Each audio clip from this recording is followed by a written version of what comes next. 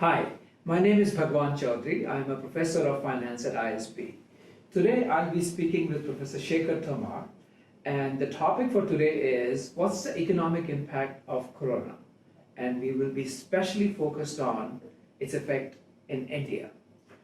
So Shekhar, we have had a lot of people talking about Corona, and it seems like there is a consensus that easiest or the most effective way is to create what we call social distancing. What it means is there's going to be a lockdown. Schools are going to be closed, theaters are going to be closed, people are not going to be going to the restaurants, and so on and so forth. Tell us, what impact is this going to have? So I'll take you through some of the slides which I've made on this issue. Okay. So there are various impacts of shutdown, and as you mentioned, some of them are already in place. So what it means is that people are not visiting the restaurants. Probably the people who are working in the restaurants would lose their jobs, which means that they can't go and buy anything.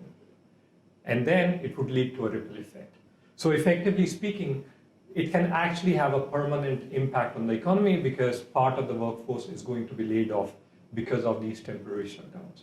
So now, in the end, it of course would depend on number of weeks or number of months we are shutting down, but this is something we need to prepare ourselves. We need to plan for it. We have to plan for it. Now, every country is going to be impacted by it. It's already impacted or will be impacted in the future. And so the thing is, you can't even borrow from abroad or actually go to multilateral institutions. So it's really a global So economic. it's not like a flood. There's a flood in Kerala, we sort of appeal to international community and they send us resources. Right Exactly. now, we are all in the same boat. Exactly, and everyone is having the same problem, so they are trying to support their own economy. Now there are good and bad parts of it because India is not so much integrated trade-wise in the aggregate world economy, so it's good because we won't be impacted from that channel so much. China, for example, depended too much on exports and imports, so their economy was hit harder. But if there are lockdowns, then internally we are going to be impacted, so which is actually shown here. Okay. So I want to bring it to you. So I'm going to give a relative comparison to the 2008 crisis. Okay, so on this slide, you're showing there are two effects. One is because people are not going in spending, that means workers who are getting money don't have enough money to spend. So that's a big effect coming from demand. But there's also an effect because there's going to be a disruption in supply chain. Exactly. And actually there are like a lot of discussions around it, and some people are thinking, okay, old people take a lot of money and resources, but actually there are also a lot of, they generate a lot of consumption in the economy. So the demand contraction is actually real, and then it forces and feeds back into the supply chain disruption. So that's why you have this arrow. So there is negative impact on businesses. It's going to impact the income. It's going to impact the demand, which is again going to have negative impact. There's a negative feedback loop going on. So try and give us some sense of how big this can be. Do we have a sense of quantitatively how big this can be? So let's again go back to the last crisis we were in, which was 2008. How well India was prepared. So that was the financial crisis. That was a financial crisis, very different scenario, kind of uncertain, but on the economy side, even now we don't know how much of an impact it would have on India and on the world, the corona impact. That crisis was financial. But just to set benchmark where we are relative to how prepared we were in 2008. So I've given only two charts over here. So on the right, you have a GDP growth rate. So that shows the big dip in 2008 and 9. Yeah, but the important point is not only the dip. If you start in September 2008, we were growing around 6.5%. So it was. So we were pretty high. Yeah. We had a pretty high growth back then. Relatively, in September 2019, we are around 4.5. So we are not in the same. So we are weaker compared to how prepared we were in terms of growth rate compared to 2008. Second, it was a financial crisis, but even though it was a global financial crisis, on the right we see the non-performing assets ratio in the banking sector in India. So it's just... It was very low in 2008. Exactly, it was around 2%, and now Now it's peaking. So our banking sector was very resilient in 2008. Right now, we are into a debt overhang. The banking sector is having a problem. We had the Yes Bank just recently. Yeah. So we are in the middle of a banking crisis. We have a lower growth. The inflation is also high. So we need to plan a lot more than what we did in 2008. And just because we were safe in 2008 doesn't mean that we are as safe today. Okay, so we are weaker today, so we need to think about it a bit more carefully. Okay, very good. How big is this effect going to be? Do we have... So just to talk about that, so one of my colleagues at RBI, so I was working with RBI before, Abhinav Narayanan and his co-author. So Professor Tomar was at RBI and we decided to get him here at ISB because we needed expertise in macroeconomics. Yeah, thank you. So Abhinav has this paper, Abhinav and Thakur has this paper based on Kerala flood. So before I give the exact analysis, it's important to understand that we right now don't know the level and the timing effect of the corona. In case of flood, we know it's going to be 2 to 3 week event, and then things would probably go to normal. And it's more local. And it's more local. So corona can really be actually affecting the entire India. So it's bigger and so more uncertain. But having given all that caveat, what happened after Kerala floods in 2018? So what these guys find is that the expenditure went down by around 7%. Which is big. Which is big. 7% expenditure going down, it's a big demand contraction. Now imagine that happening. That's similar. So lockdown would have, we think, an order of magnitude similar, if not worse. Yeah, I mean, in floods, you don't go out, you don't generate any economic activity, Yeah. but it's going to be bigger because everyone is locked down now. Yeah. So the expenditure fell down and it continued like that for a very long time. So it didn't recover very fast. I see. So that's what you mean by enduring. Enduring. So it had a longer term impact because of that. And then the income also fell cumulatively by around 16% for a shorter 2 or 3 month duration period. But it was held because the government came in and they provided flood relief. So there was some intervention, some transfers took place, and that Exactly. made income recover. So income can recover, but expenditure was very low. And even the expenditure, so the food expenditure didn't go down, but some other expenditure on transportation, clothing, all that went down, which had a bigger impact on these sectors. And even in terms of people, it's very different what impact it would have. So over here, retired people, self-employed people, daily workers, they had much more impact due to this flood. So which is the same we would expect even in current situation. So even in this case, we need to think about who are the people who are going to be affected more and who are the people who are going to be affected. Exactly. So it's not okay only to look at averages. We have to look at who are the vulnerable population. Exactly. So we need to think of a policy which takes into account this difference between different strata of society. Okay. Now, coming to the impact on firms. So as you mentioned, and there has been some discussion about managing the supply chain disruption. So just to give you what's the impact of current lockdown. So aviation is not in lockdown, but people are flying less. Yes. So we can even talk about that. But I collected numbers based on the Permanent Labor Force Survey from 2017-18, which gives me a breakup of employment in different sectors. Okay. So just looking at the current urban employment share, roughly 10% of the employed population is already affected due to the current lockdown. And these are the ones that will be affected really badly. The restaurants, Right now. people won't be going to see movies or theater, and all education institutions are shut down. So a lot of informal sector employment is in the restaurants. So that's going to be impacted. But even for education, let's say you run a private sector school, you know the school is not there, maybe you'll fire the temporary workers for a while, which is really going to impact these people. So that's really important, which brings in how should we actually deal with this problem. Yeah, so what should the government do? So there is some working capital problem. So working capital in the time of non-performing assets. So the RBI and the government really need to sit down together. What's the role of RBI going to be? So we just listened to the governor of RBI A few minutes ago, and he talked about that everything is okay. We are sitting on a lot of liquidity in But India. that's aggregate liquidity.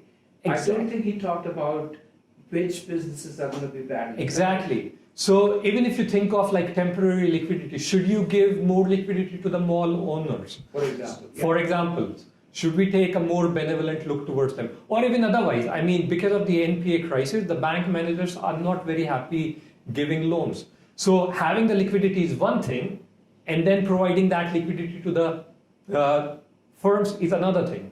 So perhaps we can create different indices and see which sector the index looks really bad, and perhaps relief in terms of lower interest rates or some amount of liquidity injection could be based on that.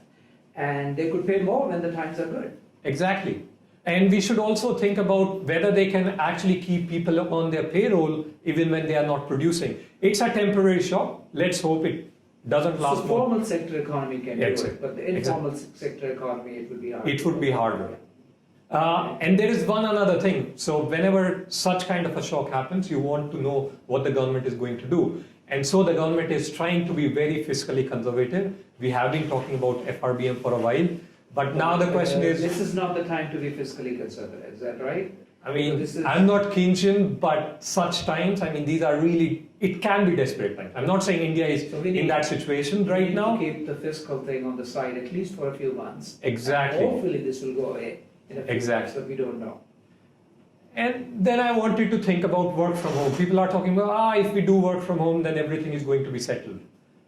So we just looked at the top Nifty 50 firms, and we wanted to see what's the potential for work from home. So the table at the top, it gives you what's the potential for work from home. So some firms can really allow work from home. So which Infosys, Wipro, exactly, TCS, firms that are doing stuff on the computer, people can work from home. So mostly IT firms. Then in the intermediate, you have banking or telecommunication firms. So banking firms, if you have a front-end job, you can't ask the cashier to work from home because you need him to sit there.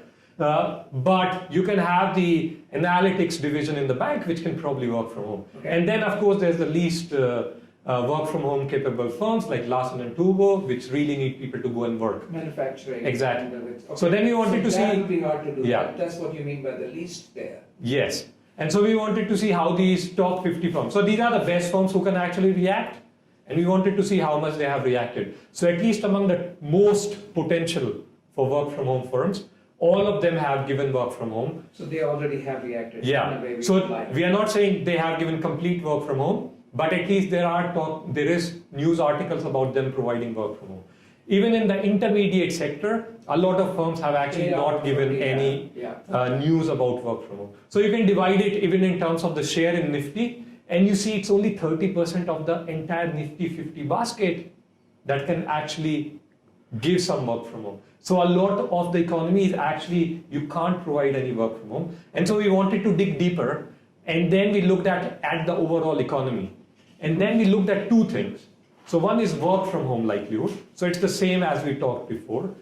You can be least, intermediate, or most likely to provide work from home. And then the second is some kind of human proximity. Like I'm very proximate to you right now, but technically we can have done this recording from home. So there is not really so much requirement of providing proximity. The way we are doing with our education classes, we are trying to move them online. So I divided the sectors based on how likely you are going to get work from home, like how likely it is to provide it, and how much is the human proximity involved in your job. Okay. And so even for proximity, we have... So this chart has too many numbers and I'm having a hard time finding. What are you getting from this chart? So if you are doing agriculture, you are probably working with your family, you don't require human proximity. So you are safe, we don't care. Safe. Okay. So that job can go on. Okay. Really bad jobs are these blue ones, where you require people to be in close proximity. For example, if you are in agro production, like agro packaging, you're preparing chips or some kind of production like that. So you really need to be proximate to other humans. You're working on some factory floor, and there's no possibility of work from home because you have to work in the... So this is that you require joint production. And joint production, exactly. For this to work. Okay. So if you only focus on this last part, that's still 1/3 of the economy. So these are the people who would be most impacted by lockdown. Okay. So that's 1/3 of the economy. Okay. Let's go to people. We've been talking, we always look at government and say the government can do this and that. What can we do? What can people do, ordinary human beings? So how can you help? So one part is the government can really come in and have some kind of a measure in mind, providing through PM relief, the way it happens during the Kerala floods. But we are asking for lockdown. So there are some simple measures you can take. So maybe in a few days you would ask your mate to not come home. But rather than not paying them their salary, Pay them the salary. Pay them the salary. Okay. Then another thing you can do is, and this is like really, you need to provide income transfer to the most vulnerable section of the economy, people employed in informal sectors. And so what you can propose is some kind of a policy which Bhagwan actually coined, is risk sharing. I think one of the things we can do as a community is to help each other out. So in bad times, people who have means can help those who are badly affected.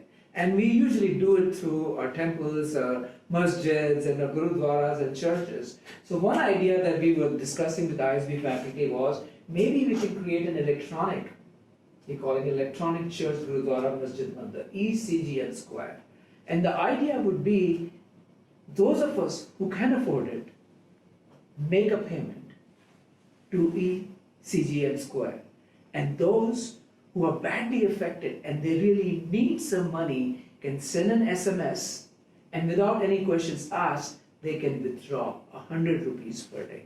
So this is like going to a temple. When you go to a temple, nobody asks you, do you have the money or not? Everybody gets free food. This is one example of everybody getting help from those who can. So this is really going back to that demand contraction thing. So every time you want to pay some money, people want to target. And what we are saying is people are nice. If they really need, they should just send an SMS. And there should be no targeting at all. No target. See, this is important because as soon as you say, oh, you have to prove that you are poor, or you have to prove that you are bringing in bureaucracy and all the money is lost there. Here we have to trust people. These are bad times.